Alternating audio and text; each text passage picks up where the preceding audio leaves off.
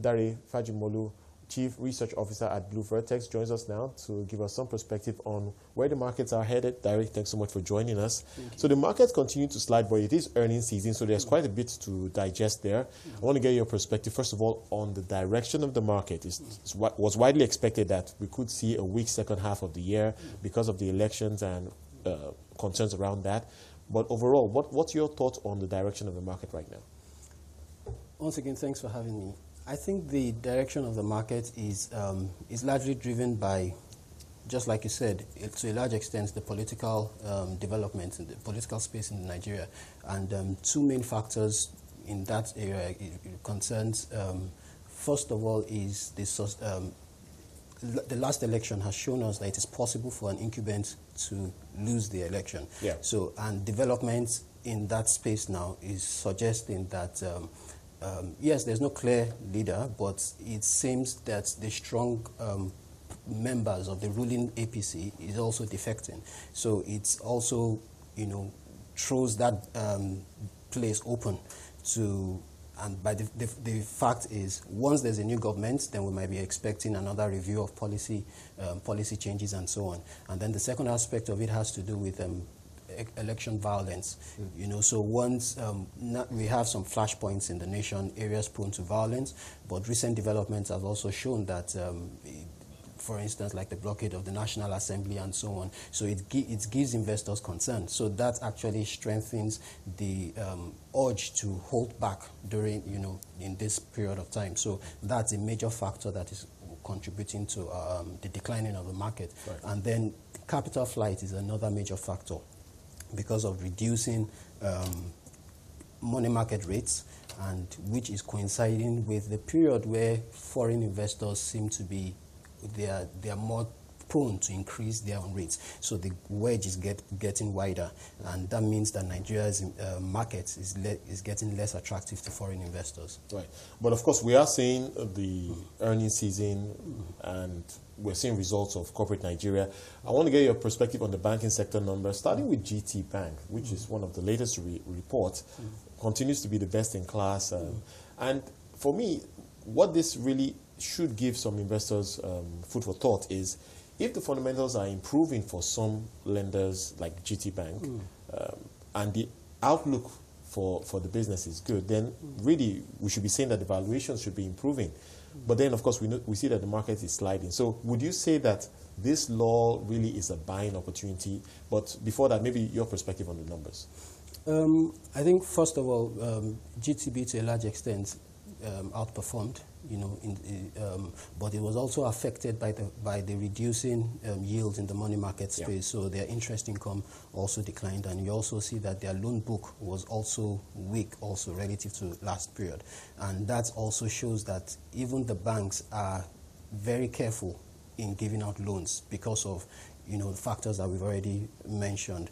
The fact that the budget was not passed until very lately implies that governments will have limited space to implement the budget. And so that's also going to have a drag on the business environment, and that's reflecting in the fact that banks are reluctant to give out so much loans because of that. So, yeah, but non-interest income really helped the bank, and of course the operating efficiency also was very, very good. Yeah, but your perspective on buying such stocks now, even though the market is sliding, would you say that this is a great buying opportunity, or the weakness is expected, so you can just take your time and begin to acquire these stocks as the market continues to dip? It's the latter approach is preferred, because we still expect the markets to decline until we get to that, until we cross the election threshold. So that's 6 months out? Yeah, that's 6 months out, yeah. So it may not be like, a crash, but we're still going to have that downward trend. So it's better to, and during that period, we'll have volatilities, market gains a few times and so on. So it's better to time the market and buy on an increasing basis as the market declines. So you're increasing your hold as the prices come down. So yes, generally it's a buying opportunity, but because we feel we have not bottomed out, you have to also time your investments gradually to match that decline. But then I think there is still that prospect of the market rising sharply, and we saw that even though it was just for one day. I recall when former President Goodluck Jonathan conceded defeat in the elections, we saw a huge spike in the market. So the political scene, as soon as we see some clarity there, we could see the market really rising very quickly. And I think that's to the point that the market right now is still quite cheap. Yes, the market is still cheap right now, no doubt. But if we are to look at it till the end of the year, then it might actually get cheaper. So you just have to also time your investment. And like you said, if there's a strong good news, we can't anticipate I don't want to assume anything now, but if there's anything that, just like the example you gave of President Goodluck Jonathan conceding defeat. So if something like that comes up again, then it's definitely going to influence the market.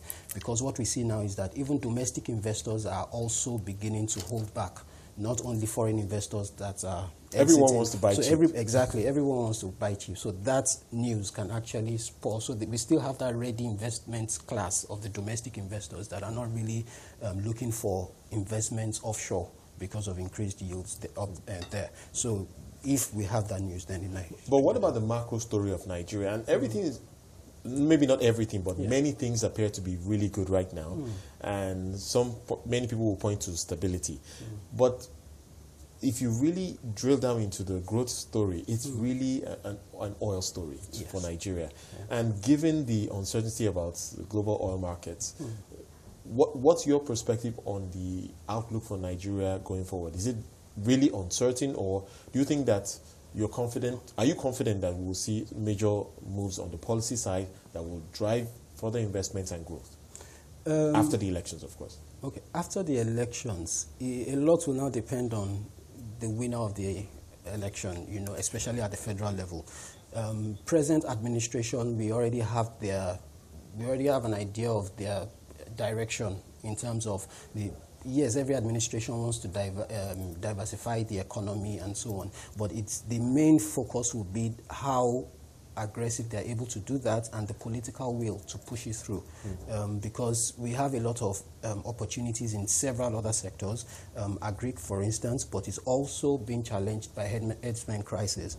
So those are the kind of factors that will determine not just the policies that will be put in place that can determine the growth story, but the political will to implement it in a way that that causes or creates that sustainable growth for the economy.